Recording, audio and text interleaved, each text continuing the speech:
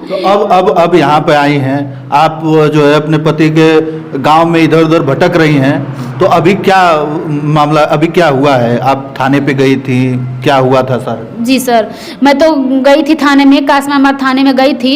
मुझे दिन भर थाने में बैठाया जाता है और ये बोला जाता है कि ये चचो सर 6 बजे आएंगे, चचो सर 7 बजे आएंगे, 8 बजे आएंगे, 9 बजे आएंगे और 7 बजे आएंगे, 4 बजे आएंगे।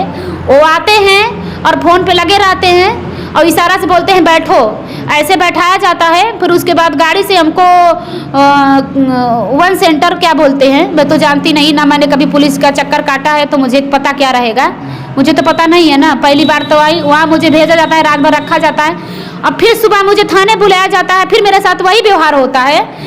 बुलाया जाता है, बोलते हैं कि एप्लीकेशन डाली हो, लड़का फरार है, सुमित मिल नहीं रहा, तो मैं क्या करूं? तो सर ये बताइए, मैं ये चीज़ सुनी हूँ 1 से 3 तारीख तक। 3 तारीख तक मैंने एक दिन खुद उनके गांव में डायरेक्ट ओनली उनके घर में गई, तो मैं सुमित यादव के घर में उनको पाई, उनके घर में पाई, तो मैं वहाँ पे 112 नंबर बुलाई। मैं बोली कि चलो थाने में पेश हो, तो उनके भाई मेरे सामने बाइक पे बैठाया और उनको रास्ते में कहाँ किया ये मुझे नहीं पता है, उसको थाने पे नहीं लाया गया।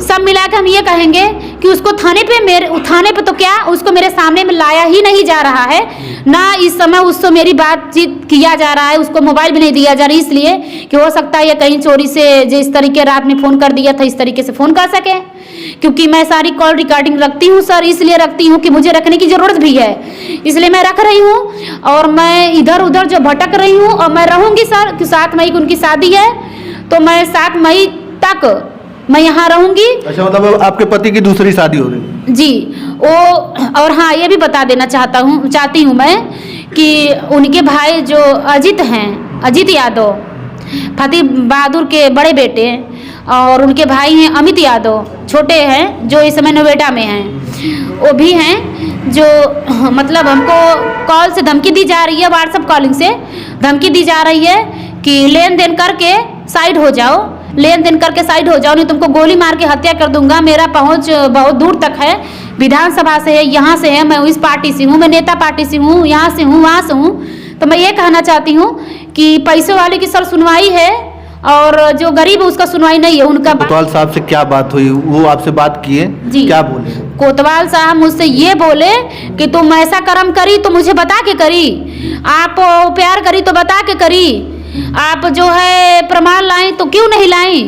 मैं जब बता रही हूँ सर कि मेरे साथ पूरा छल कपट हुआ है, मेरे मोबाइल से सारा चीज़ डिलीट कर दिया गया हुआ है, मैं कहाँ से प्रमाण लाऊँ? फिर भी मैं कोशिश कर रही हूँ, प्रमाण जहाँ से भी मुझे ढूंढते बनेगा मैं ढूंढूंगी, लाऊंगी, दूंगी, सब कुछ मैं दूंगी।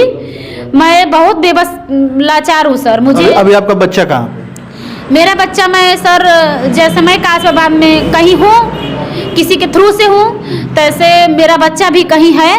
मैं इसलिए अपने बच्चे को नहीं ला रही हूँ साथ में कि मैं तो दर बदर की ठोकरें खा रही हूँ सर, मैं खाना नहीं खा रही हूँ, पानी नहीं पी रही। मेरे चेहरा आप देख के बता सकते हैं कि आप देख सकते हैं कि मैं क्या वही मधु सिंह हूँ। देखिए आप देख सकते हैं मेरा फोटो, तब में और अब में केवल 10 दिन में हमको फर्क आ गया है कि मैं किस तरीके से मेरा मतलब शरीर हो चुका है। चलिए उसको मैं फोटो लगा दूंगा, लेकिन सबसे बड़ा सवाल ये है कि आप जब मंदिर में शादी की तो हाँ। उसका कोई प्रूफ नहीं है, सब ना ही कुछ फोटो है ना कुछ है, और इसके बाद ना आपने कोर्ट मैरिज किया हुआ है। हाँ, अब बस एक प्रूफ है कि आपके पास बच्चा है, 5 साल का है, 4 आप साल का है। 4 साल का है, हाँ। तो आप कह रहे हैं कि वो बच्चा जो है आपके पति का सुमित का है, हाँ, यही ना? मैं ये अभी नहीं कहूंगी सर कि मेरे पास प्रूफ नहीं है, क्योंकि मैं भी पूरा जोर लगाई हूँ, जहाँ जहाँ अपना फोटो शेयर करी हूँ मैं पूरी जोर लगाई हूँ।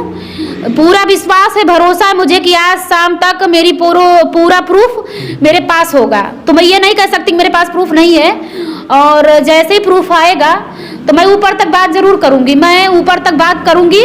मैं अपने पति को किसी भी कीमत पे छोड़ नहीं सकती, और इनके घर वाले जो हैं मुझे पूरी मारने की प्लानिंग बना चुके हैं। मेरे पीछे पीछे उनके गांव के ही आदमी जो है बाइक से घूम रहे हैं रात में। सब कुछ मुझे पता है कि मुझे कौन मारना चाहता है, कौन नहीं मारना चाहता है, लेकिन मैं डरूंगी नहीं। डर के आगे जीत है, जो कहा गया है सर। अगर मैं मोहब्बत करी तो किसी से डरी नहीं, प्यार करी तो किसी से डरी नहीं। जब माँ बाप से नहीं डरी, समाज से नहीं डरी, दुनिया से नहीं डरी, कानून से नहीं डरी। मैंने नहीं सोचा था ना कि कभी मुझे कासमाबाद थाने में गुहार लगाना पड़ेगा, कभी मुझे मखदूमपुर गांव में रातें गुजारनी पड़ेगी। मैंने सोचा नहीं था ना सर, ये सब मैंने सोचा नहीं था। तो मैं ऐसे ही मैं ये भी नहीं सोचूंगी कि मुझे कहाँ से हारना है। मैं भी रघुवंशी हूँ, ठाकुर हूँ, मैं कोई नीच नहीं हूँ, कोई नीच जात नहीं हूँ, और मैं सक्षम हूँ, मैं सक्षम हूँ। इस समय मैं टूटी हूँ, बिखरी हूँ। मुझे यही कहना है कि मुझे अपने पति सुमित यादव से कुछ भी नहीं चाहिए। बस मुझे ये चाहिए, मुझे धन दौलत प्रॉपर्टी हिस्सा कुछ भी नहीं चाहिए। मुझे ना उनकी बैंक बैलेंस चाहिए, ना खेती चाहिए, ना बारी चाहिए, ना उनके घर में। देखिए सर, मैं ये भी बोल रही हूँ कि मुझे घर में नहीं हिस्सा चाहिए, मुझे झोपड़ी बना के रखें, मुझे किराए के मकान में रखें। हम दोनों नौकरी करेंगे, दोनों कमाएंगे, खाएंगे, रहेंगे। और लेकिन वो जो है उनके पापा हैं, बोल रहे हैं मैं अपने लड़के को जेल भेजना कबूल करूंगा, लेकिन तुमको रखना कबूल नहीं करूंगा। तो मैं यही कहना चाहूँगी उनके पापा से, अपने ससुर फतेह बहादुर यादव से मैं यही बोलना चाहूँगी कि वो क्यों नहीं चाहेंगे मेरी कमी बताए, मेरे कमी बताए, या मेरे पति को सामने किया जाए। मतलब आपको लग रहा है कि आपके पति आपसे प्यार करते हैं और हाँ। आपके साथ रहना चाहते हैं जी। उन्हें दबाव दिया जा रहा है कि आप जो है उनके साथ मत जाइए।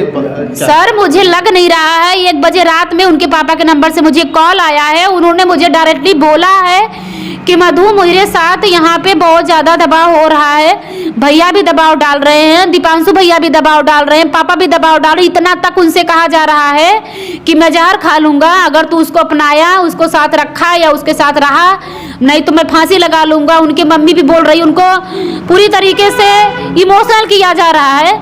मेरे पति निर्दोष है, मुझे पता है मेरे पति निर्दोष हैं, 100% मुझसे प्यार करते हैं, मुझे पता है। और उन्हीं के प्यार के सहारे मैं आज मीडिया तक बैठी हूँ, और मैं जहाँ तक मुझे जाते बनेगा मैं वहाँ तक जाऊँगी। अगर वक्त पड़ेगा तो मैं योगी तक जाऊँगी, और मैं जाऊँगी सर, मैं हार नहीं मानूंगी। मैं योगी के दरबार में बैठूंगी, चाहे मुझे भीख मांग के अपने पति के दरवाजे दम घुटना पड़े, या उनके दरवाजे मुझे सुसाइड करना पड़े, मैं करूंगी। लेकिन मैं अपने पति सुमित को ना दूसरे के साथ शादी करने दे सकती हूँ, ना परमिशन दूंगी, और ना किसी और का होने दूंगी, ना मैं उनकी साथ छोड़ूंगी। अगर मैंने प्यार किया है तो निभाने के लिए, छोड़ने के लिए नहीं। अगर मेरे पति बेवफा होते, मुझे छोड़ने वाले होते, तो इंसान कहा जाता है रंग सिर्फ 2 मिनट में दिखता है, 5 साल बहुत बड़ी मायने रखती है सर। अगर उनको रंग दिखाना होता तो 3 दिन एक कपड़े, मेरे पास अभी 1 हफ्ते पहले 3 दिन के लिए भाग के मेरे पास आए थे, और मुझे बोला कि मैं घर नहीं जाऊंगा। आप उनके गांव में पता कर सकते हैं कि 3 दिन वो लापता थे गांव में कि नहीं थे। 3 दिन मेरे पास थे, बोले बाबू मैं नहीं जाऊंगा, मेरी शादी जबरदस्ती ये लोग जो है मुझे इमोशनल करके करवा रहे हैं, कर देंगे, मैं नहीं जाऊंगा। उनका फोन दीपांशु यादव का मेरे पास आता है, और मुझसे रो के बोलते हैं कि मेरे भाई कहाँ हैं, उनको भेज दीजिए, और नहीं तो उनका माँ बाप सुसाइड कर लेगा। आप भी समझ सकती हो, मेरे बहन के समान हो, जो भी है। अभी आपको बहू नहीं स्वीकार करे हैं तो बहन के जैसी हो, और आप उनको भेज दीजिए, एक बार भेज दीजिए। मेरे भाई से एक बार मेरे बात रोने लगे फ़ोन में, तो मुझे तरस आ गई, और मैंने यही बात अपने पति से बोला कि बाबू आप जाओ, अगर आप हाँ नहीं बोलोगे तो किसी दुनिया की ताकत आपको शादी नहीं करा पाएगी। मैंने यही चीज़ बोला उनसे, और समझाया, और ये समझा के मैंने उनको घर भेजा। सिर्फ और सिर्फ अपने उनके भाई दीपांशु यादव के कहने पे, उनके बड़े पापा के लड़के हैं दीपांशु यादव जो बनारस में रहते हैं, अपने फैमिली के साथ में रहते हैं, मैं उनसे कहना चाहती हूँ कि उनके कहने पे मैंने भेजा था। लेकिन मुझे ये नहीं पता था, मेरी ये सोच ये हट गई थी कि मेरे पति को एक कमरे में बंद कर लिया जाएगा, उनसे मोबाइल छीन लिया जाएगा और मुझे उनसे मिलने नहीं दिया जाएगा। देखिए सर, पॉइंट की बात है, अगर ये गलत होते।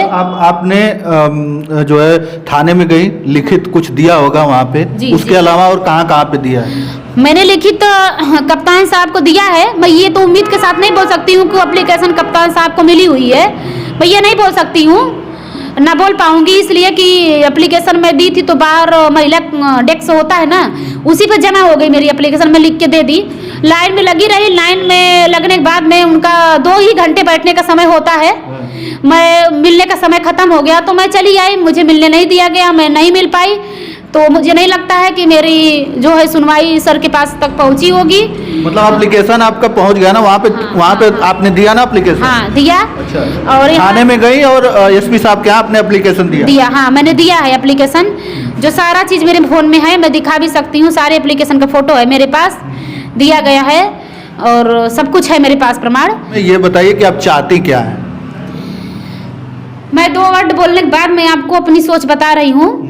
मेरे ससुर जो हैं कल के डेट में मुझे बोले हैं कि मैं थाने पे इतना पैसा दे आया हूँ कि तुम्हारे दौड़ने से कुछ भी नहीं होगा, मैं अपने बेटे को खेत बाड़ी घर मकान सब कुछ बेच के लगा दूंगा, तुम दौड़ती रह जाओगी, मैं नोट थाने में दे आया हूँ। तो मैं ये कहना चाहती हूँ सर, अगर नोट से इज्जतें दबती हैं तो लड़की किस लिए है? अगर नोट से थाने दबती हैं, नोट से केस दबती हैं, ऐसा भी होता है, अगर तो बड़े अधिकारियों को किस भरोसे महिला को कहाँ भेजा जाए?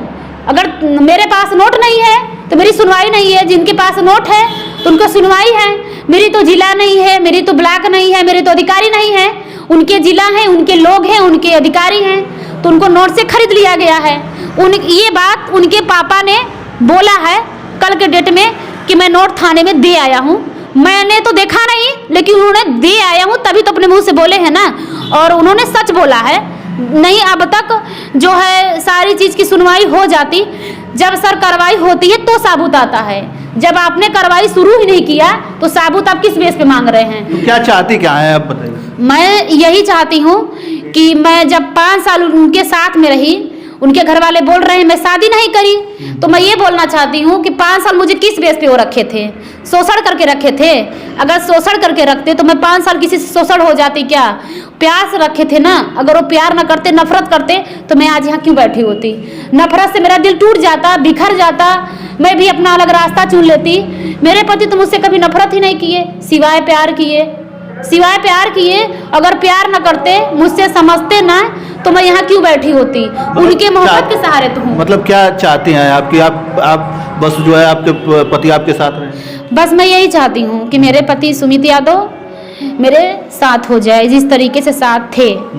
बाकी जिंदगी उनके माता पिता के मैं आज भी यही कहना चाहूँगी कि उनके माँ बाप को मैं नहीं छुड़वाना चाहती हूँ। वो माँ बाप को ना त्याग करे, फैमिली ना त्याग करे, वो अपने माँ बाप को चुने, बिल्कुल चुने। अधिकार है हर बेटे की, माँ बाप को चुनने की अधिकार होती। देखिए उन्होंने जन्म दिया है, 25 साल परवरिश की है, तब वो मेरे हुए हैं ना।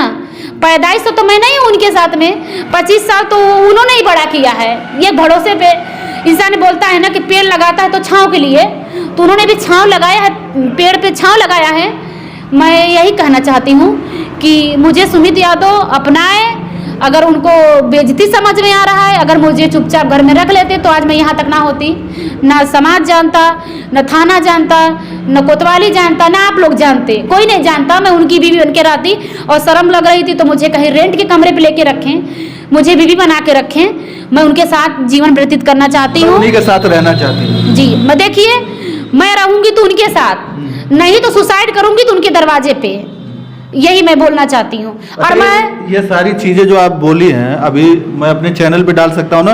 होशो आवाज में बोल रही है ना, ऐसा तो नहीं कह देंगी कि दबाव में हमने? देखिए सर, मैं यही कहना चाहती हूँ, आप अपने चैनल को चलाइए। मैंने चलाने के लिए मैं अपने होश हवास में, मैं एक महिला हूँ और पढ़ी लिखी हूँ, मैं अपने होश हवास में आप लोग के पास बैठी हूँ, इसलिए बैठी हूँ क्योंकि मुझे सहयोग कहीं से नहीं मिला है। एक आप ही लोग हैं जो उस लड़की तक सूचना पहुँचाइए जहाँ उनको 7 मई को शादी लगी है, जो उस लड़की की ज़िंदगी बच सके। और अगर लड़की का शादी उससे नहीं होता है तो ही मेरी ज़िंदगी बच पाएगी। अगर उस लड़की को देखिए, मेरे तो पास एक बेटा है, मैं तो छोड़ सकती नहीं हूँ, एप्लीकेशन मेरा लगा हुआ है। और उन्हीं के भाई दीपांशु यादव बोल रहे हैं कि तुम्हारे जैसे 4 लड़कियां हैं, तो उनको ऑलरेडी पता है कि मेरा भाई कैसा है।